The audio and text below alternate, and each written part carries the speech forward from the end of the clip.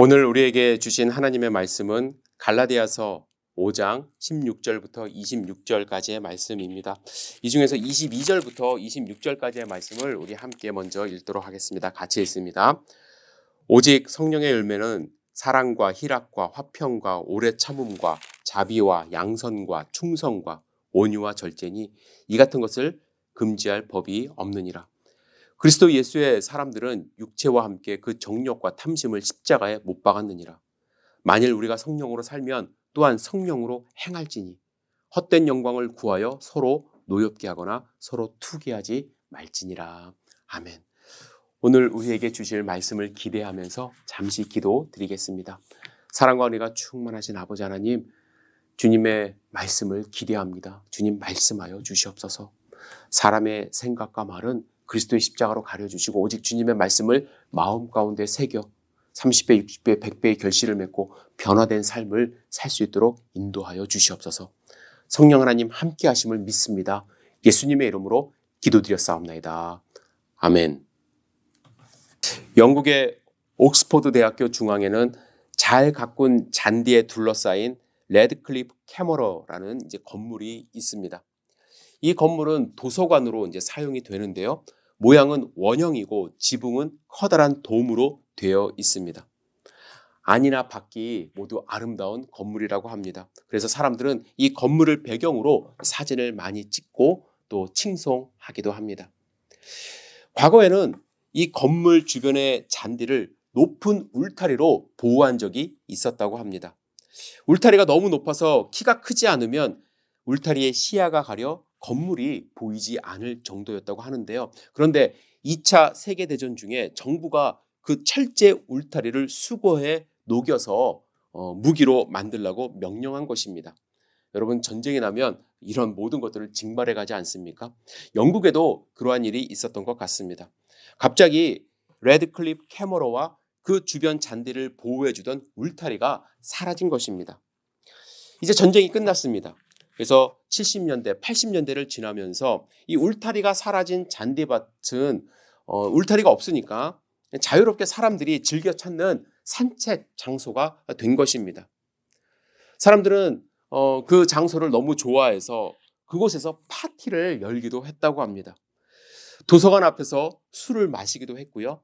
또 구걸하는 사람도 생겼고요. 또 가끔 지나가는 사람들을 위협하는 일까지도 벌어졌다고 합니다.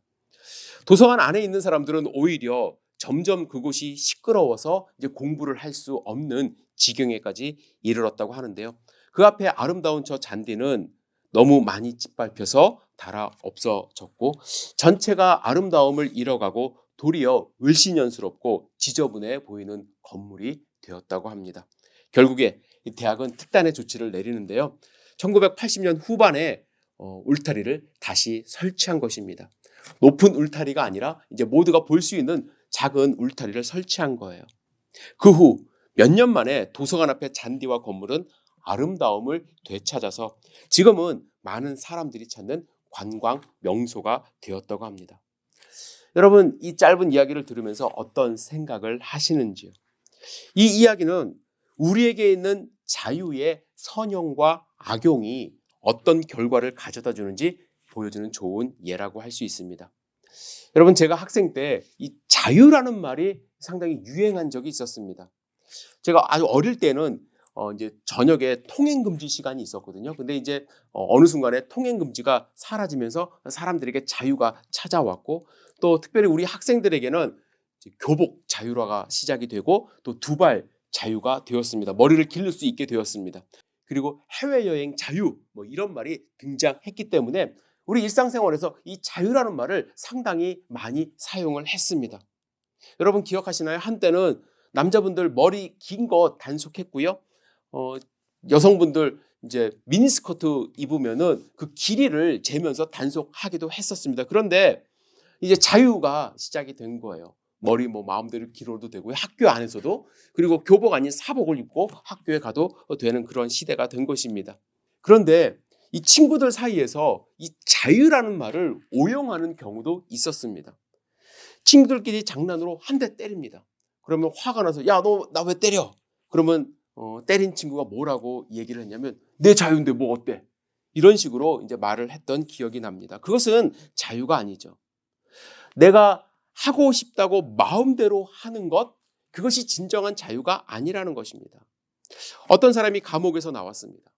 감옥에서 나왔다는 것은 자유를 얻었다는 것인데, 더 중요한 것은요, 이 자유가 있다는 것보다 자유를 어떻게 사용할 것인가가 더 중요한 것이죠.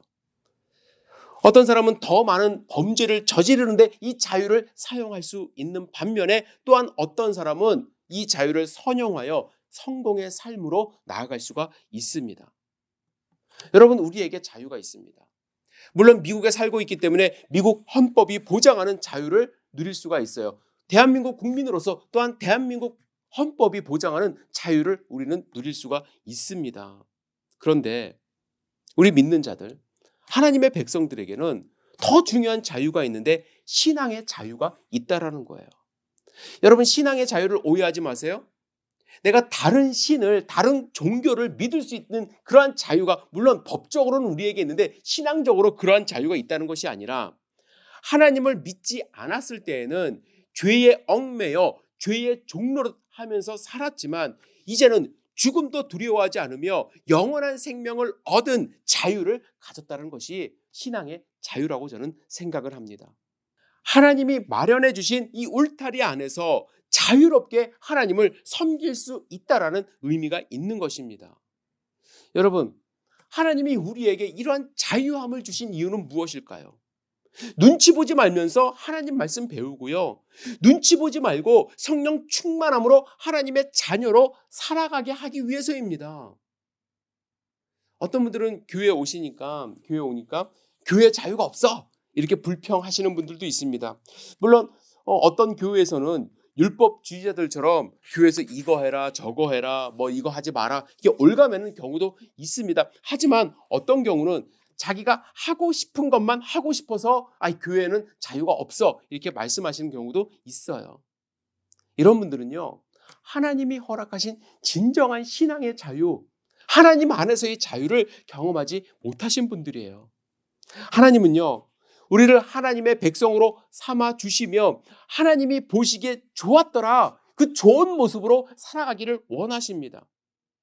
자유를 방종으로 사용하여 엉망으로 만들어 놓은 이 옥스퍼드 대학 도서관 잔디가 아니라, 이 자유함으로 잔디를 보호하고 자유함으로 내 삶을 아름답게 만들며 하나님의 자녀의 모습으로 살기를 원하신다라는 거예요. 여러분, 하나님이 주신 이 자유함, 하나님 안에서 여러분 이 자유를 만끽하시나요? 이 자유를 여러분들 누리셔야만 합니다. 자유가 주는 이 힘을 누리셔야 돼요. 자유를 누릴 때 우리는 하나님이 원하는 삶을 살 수가 있고요, 오늘 본문에서처럼 성령의 열매를 맺는 삶을 살 수가 있는 것입니다. 과거에 하나님 밖에서 우리 인간들이 내 마음대로 방종하면서 살 때는 육체의 일을 도모했습니다. 19절부터 21절 같이 읽겠습니다.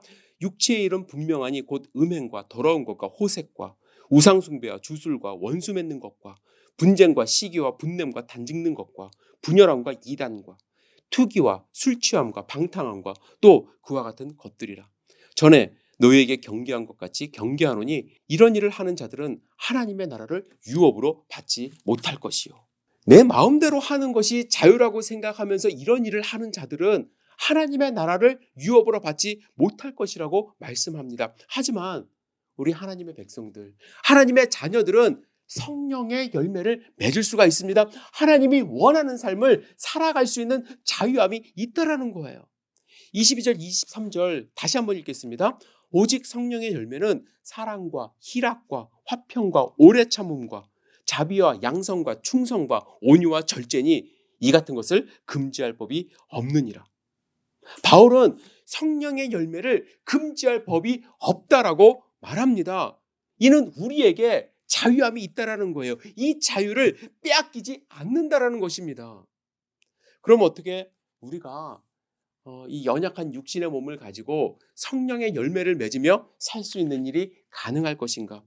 결론적으로 말씀드리면 우리 힘으로는 불가능하고요, 우리 안에 성령 하나님이 계시기 때문에 가능하게 된 것이에요.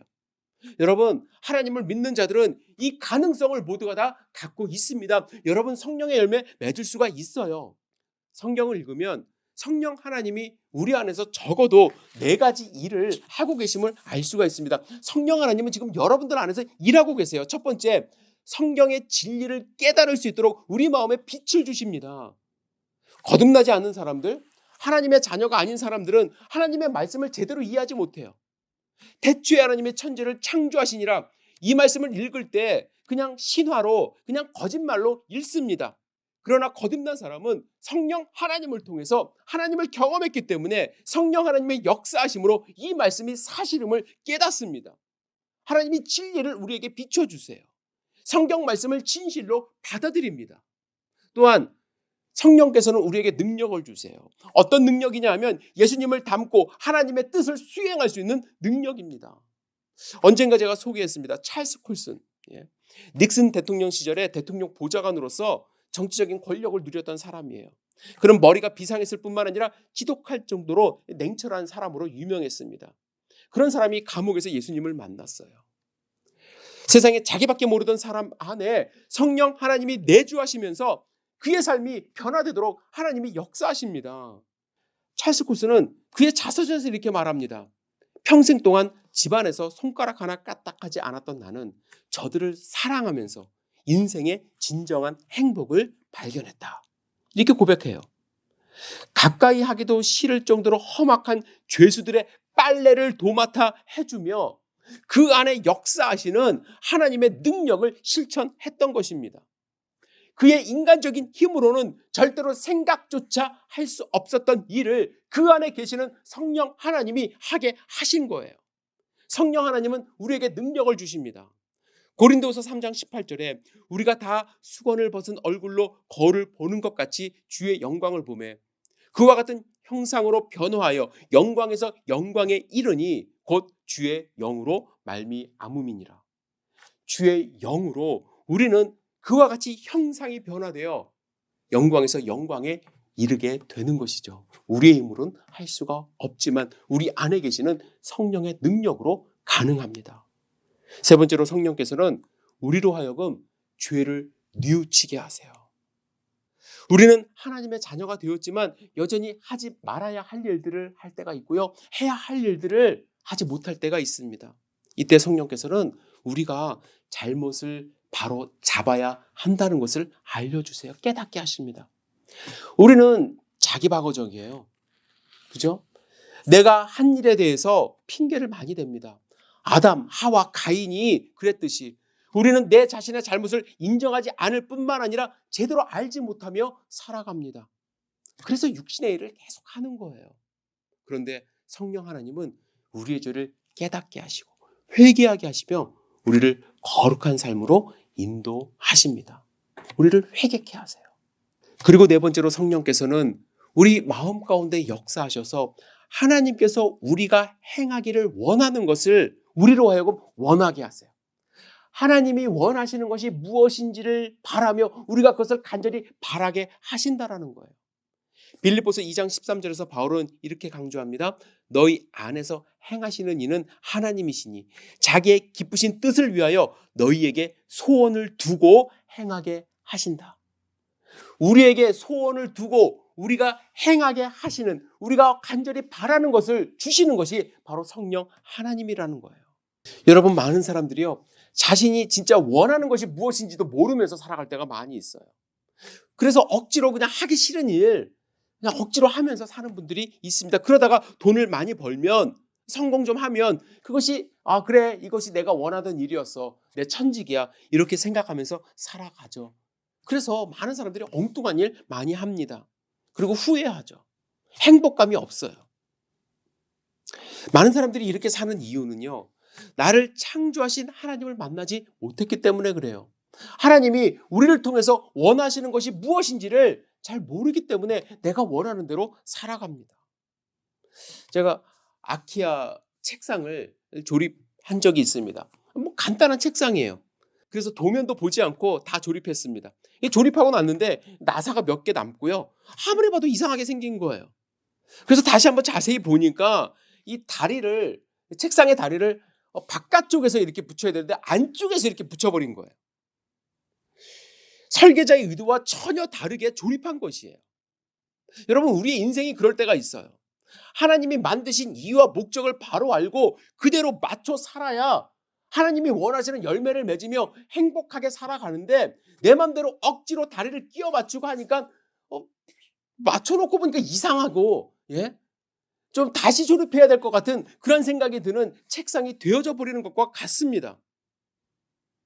성령 하나님은 우리에게 역사하셔서 하나님의 뜻을 먼저 구하게 하세요. 그리고 그 뜻대로 살아가기를 원하는 마음을 우리에게 주십니다.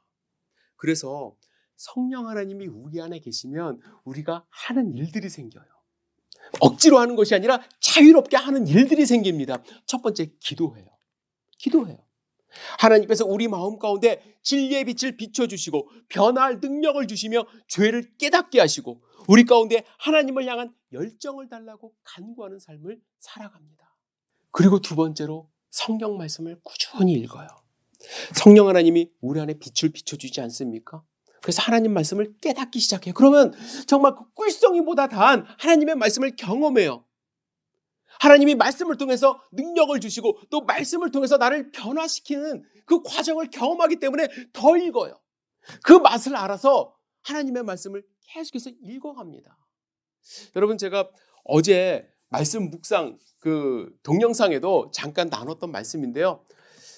제가 초등학교 때 교회에서 성경 통독 그 시상을 한다는 광고가 떴습니다. 그래서 기간을 주시고 어느 정도 성경을 읽는지 제출을 하면은 거기에 맞춰서 시상을 한다는 거예요. 상품에 눈이 어두웠어요. 그리고 마음 가운데는 그래도 아버지가 장로님이고 어머님이 권사인데 제가 한번 성경을 좀 읽는 것을 좀 과시를 해야겠다. 읽기 시작합니다. 그런데 여러분, 그런 마음을 갖고 성경을 읽으니까요, 이 책장만 넘기는 거예요. 책장만. 양심은 있어서 그냥 읽었다고 거짓말은 못하겠고 눈으로 이렇게 대충 보는데, 솔직히 말씀드려서 그건 읽는 것이 아니에요. 책장을 넘기는 행동을 한 거예요.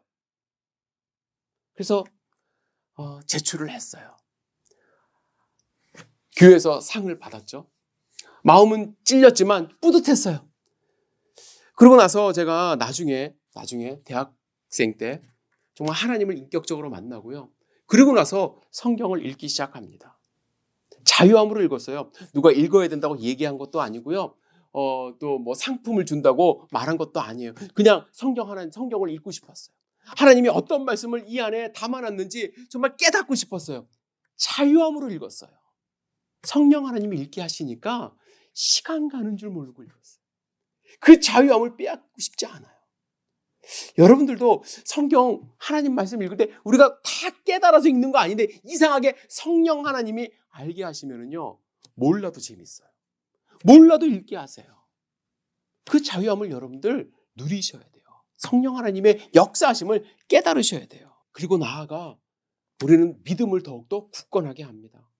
성령 하나님이 우리 마음 가운데 계시기 때문에 하나님이 주신 약속을 굳게 믿고요. 하나님이 완전히 선하신 분이라는 것을 알고요. 하나님께서 우리에게 요구하시는 모든 것이 우리에게 좋은 것을 주시고자 함임을 깨달으며 믿으며 나아갑니다. 그래서 더욱더 충성된 삶을 살아가는 거예요. 페이스풀한 삶을 살아가요.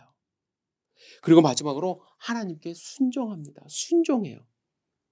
여러분, 우리의 믿음은 순종에 의하여 드러납니다. 만일 우리가 성령께 순종하지 않는다면 그것은 하나님을 믿지 않기 때문입니다. 우리는 성령을 의지하고 순종하는 가운데 성령 하나님을 쫓아 살아가게 됩니다. 그 결과로 성령의 열매를 맺는 거예요. 기도하고 말씀 읽고 믿음 흔들리지 않고 순종하는 모습 속에서 성령의 열매들이 맺혀져 가는 거예요. 여러분, 성령의 열매는 가만히 있는다고 그래서 성령 하나님이 내 마음속에 있기 때문에 그냥 자연적으로 맺혀지는 열매가 아닙니다.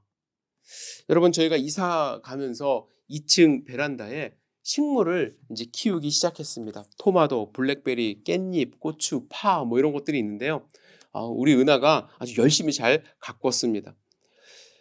화분에 조그맣게 심었기 때문에 수확은 얼마 안 되지만 깨달은 것이 있어요.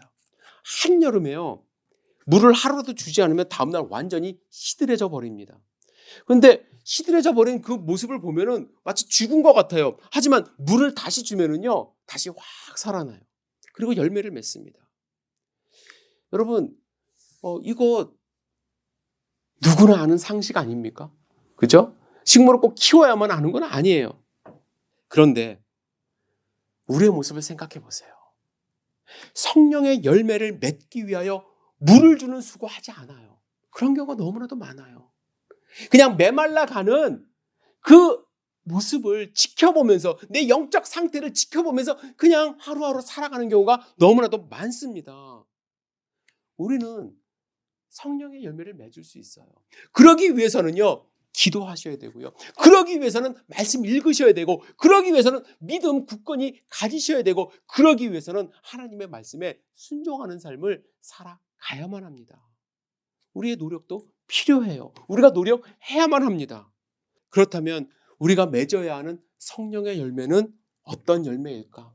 오늘 9가지가 이제 성령의 열매로 본문 가운데 나오는데 제가 하나하나를 다 설명하고 그러진 않겠습니다. 먼저 여러분들에게 드리고 싶은 말씀은 무엇이냐면 성령의 열매는 본문에 나온 9가지만 있는 것이 아니라는 것을 말씀드리고 싶어요. 숫자에 너무 집착하지 마시라는 거예요. 바울이 19절부터 21절까지 육체의 일을 나열했는데요. 15가지를 나열했습니다. 그런데 이 15가지가 육체의 일 전부가 아니지 않습니까? 여러분들이 만약에 이 리스트를 보면서 나는 해당 사항이 없네. 나는 괜찮네. 내가 하는 행동이 여기 없어. 나는 육체의 일을 하는 것이 아니야. 라고 생각해서는 안 된다는 거예요. 예를 들면 음식을 탐하는 것 여기 빠져 있어요. 또 물질주의 빠져 있습니다. 살인까지도 빠져 있습니다. 마찬가지로 9가지 성령의 열매 또한 그리스도인의 삶에 나타나야 되는 모든 품성을 다 망라하고 있는 것은 아니에요. 9가지가 다가 아니라는 거예요. 여러분, 위대한 신앙의 덕목, 믿음, 소망, 사랑, 이 3가지 중에 2가지 믿음과 소망이 오늘 본문 가운데 빠져 있어요. 이 2가지가 성령의 열매가 아닐까요? 감사하는 것, 고마운 마음을 갖는 것, 용서하는 것, 도덕적인 순결, 겸손. 다른 성경에서는 높이 평가되는 품성이지만 이곳에는 누락이 되어 있어요. 제가 드리고 싶은 말씀은 성령의 열매를 생각할 때 나는 이 열매가 있어. 나는 몇 개 열매가 맺혔어. 하고 그 숫자를 자랑하거나 반대로 내가 갖는 믿음이 여기 없네. 소망이 없네 하면서 자책할 필요가 없다라는 거예요.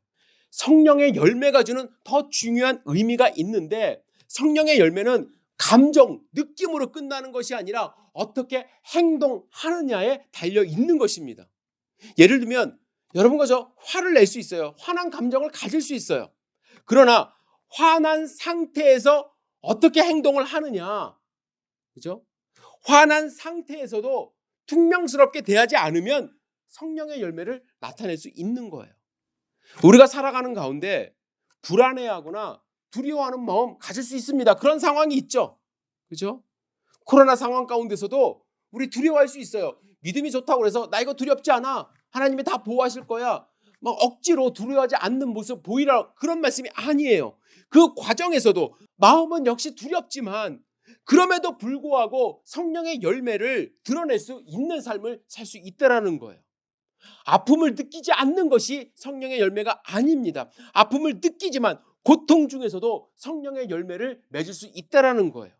우리는 때때로 성령의 열매를 생각할 때 평안함, 그래서 아무 일도 일어나지 않는 것, 그것을 생각할 때가 많습니다. 하지만 여러분, 화나는 감정까지 통제하는 것, 그것이 성령의 열매가 아니에요. 중요한 것은 화나는 감정이 있지만 그 감정으로 죄를 짓지 않는 거예요. 에베소서 4장 26절에 분을 내어도 죄를 짓지 말라고 말씀을 하십니다. 화내는 것이 죄라고 말씀하지 않으세요. 여러분, 감정 가질 수 있어요. 그러나 그 감정을 잘 컨트롤해서 어떤 행동으로 나타내는가가 중요하다는 것입니다. 여러분, 예수님을 한번 생각해 보세요. 겟세마네 동상에서 이제 십자가에 달려 돌아가시기 전날 밤 괴로워하셨어요. 예수님도 감정이 있으셨어요. 하지만 예수님 그 고통 속에서 죄를 짓지 않으셨어요. 용서하셨어요. 고통이 있었지만, 슬픔이 있었지만 사랑과 기쁨과 평화와 온유를 잊어버리지 않으셨어요. 그 성품을 파괴하지 않으셨습니다. 그래서 예수님은 성령의 열매를 계속 유지하고 오히려 우리에게 보여주셨어요. 여전히 사람들을 사랑하셨고 온유하셨고 주변에 있는 사람들을 용서하셨습니다. 그리고 하나님께 충성하셨습니다. 예수님은 고통을 참으셨어요. 고통이 없다 하지 않으셨어요. 그리고 즐거워하셨습니다. 히브리서 12장 2절에 보면 그 앞에 있는 즐거움을 위하여 십자가를 참으사. 십자가의 고통을 참으신 이유는 그 결과의 즐거움을 보셨기 때문입니다. 사랑하는 성도 여러분, 살면서 우리 화나는 일 참 많습니다. 절망에 빠지게 하는 일들이 많이 있습니다. 실망스러운 일들도 많이 있습니다. 사람들은 이럴 때 무엇을 하나요? 육신의 일을 도모합니다. 반면에 우리 하나님을 믿는 자들은 어떻게 해야 되나요? 성령의 열매를 추구해야만 합니다. 하지만 성령의 열매 맺고 싶어도요, 우리의 힘으로는 잘 안 돼요. 우리는 자격이 없고요, 우리는 능력이 사실은 없습니다. 하지만 여러분들이 예수 그리스도의 보혈을 의지하며 그 사랑을 힘입어 하나님께 나아갈 때, 주님께 나아갈 때 우리는 할 수가 있습니다. 여러분들 안에 성령 하나님이 계십니다. 성령 하나님이 무엇하고 계시나요? 여러분들 느끼세요? 여러분들과 함께 인격적인 교제를 나누고 계시나요? 어떤 분들은 정말로 식물이 물을 받지 못해서 다 시들어가듯이 그렇게 하나님이 힘없이 여러분들 안에 그냥 계시는 거 아닙니까? 하나님을 깨우세요. 성령 하나님을 깨우세요. 기도하시고 말씀 읽고 믿음을 더욱더 곤고히 하고 하나님 말씀에 순종함으로써 하나님이 여러분들을 통해서 역사하심으로 우리 삶 가운데 성령의 열매가 맺혀지는 귀한 삶 살 수 있기를 주님의 이름으로 축복합니다. 기도하시겠습니다. 사랑과 은혜가 충만하신 아버지 하나님, 우리 귀한 성도님들 삶 가운데 역사하여 주셔서 성령의 열매를 맺으며 살아갈 수 있도록 인도하여 주시옵소서. 성령의 열매를 맺지 못하도록 공격하는 일들이 많이 있습니다. 주님, 주님만을 의지함으로 넉넉히 승리할 수 있도록 인도하여 주시고, 우리가 때로는 슬픔 가운데 빠져 있지만 그 슬픔이 우리의 삶을 주관하지 못하도록 우리를 보호하여 주시고 오직 하나님을 의지함으로 귀한 성령의 열매를 맺을 수 있도록 축복하여 주시옵소서. 주님을 의지합니다. 예수님의 이름으로 기도드렸사옵나이다. 아멘.